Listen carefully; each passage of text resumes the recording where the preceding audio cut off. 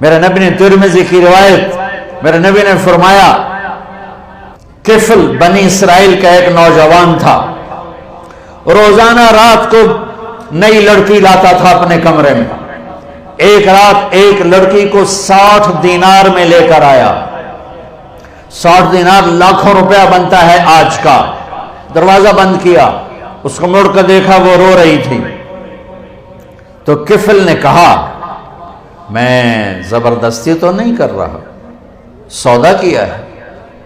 اس نے روتے ہوئے کہا کفل عزت دار ہوں، پیشہ ور نہیں ہوں، غربت نے یہاں تک پہنچایا ہے کہ عزت بیچنے پہ مجبور ہو گئی۔ جب مالدار لوگ زکوٰۃ نہیں دیتے تو غریبوں کی بیٹیوں کے ماتھے پر طوائف کے ٹھپے لگ جاتے۔ بہت دور چلا گیا، کفل کے پیچھے تو موسیٰ علیہ السلام ہیں، میرے آپ کے پیچھے تو محمد مصطفیٰ ہیں۔ صبح ہوئی، وہ توبہ کر کے مرا۔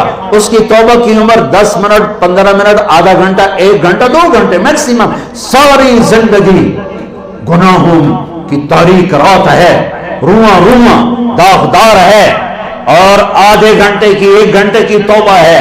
صبح جب لوگوں نے دیکھا تو کفل کے مین گیٹ پہ لکھا ہوا